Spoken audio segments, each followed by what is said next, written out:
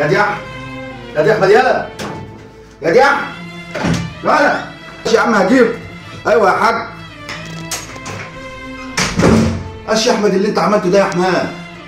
يا ابني رايح تجيب كارد من ورايا. طب يا ابني كنت تشور عليا، كنت اقول لك الكارد ده ما تجيبوش، كنت اقول لك الكارد ده ما تسالش فيه خالص يا ابني. يا ابني حرام عليك، وافتح انا يا ابني ابيع لك البيت ولا ابيع لك الارض بقى عشان اسدد لك كارد يا ابني؟ يا ابني حرام عليك، اتقي الله اتقي الله يا ابني، فيا حرام عليك. معلش يا حاج حقك عليا، انا هشتغل وهسدد يا حاج. هتسدد منين يا احمد؟ اما انت يا ابني ما بتشتغلش ورحت مصر يا ابني بتروح تقعد 5 ايام وتيجي، قول لي هتسدد منين؟ والناس يقول لك هنرفع الوصل اللي انت ماضي عليه، يعني انا ما يهونش عليه ان انت تتحبس يا ابني.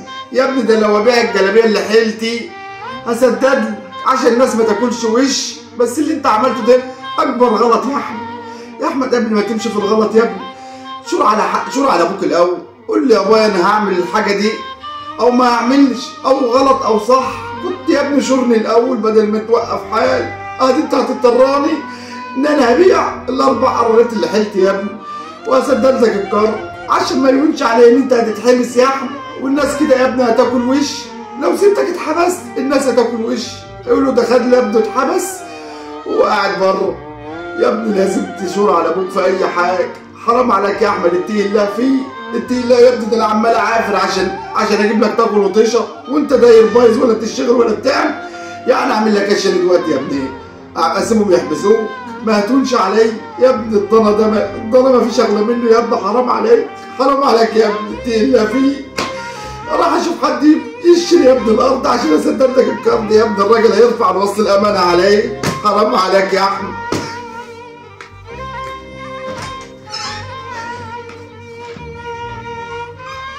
انا غلطان ان انا دبست ابوي التدبيسه دي، وانا غلطان ان انا ما شفتش على ابوي من الاول. ويا ريت لو فكرت ان انت تجيب كارد فكر 100 مره انت هتسدد ازاي عشان ما تتحطش في الموقف ده، ان ابوك ممكن يبيع الجلابيه بتاعته عشان ما يخليش ابنه يتحبس او ابنه يتهان قدام حد. فانت قبل ما تمشي في اي حاجه شور على والدك او والدتك او حد يكون بيحبك، قول له انا هجيب كارد او هعمل حاجه زي دي او هعمل حاجه زي دي عشان يعرف ينور.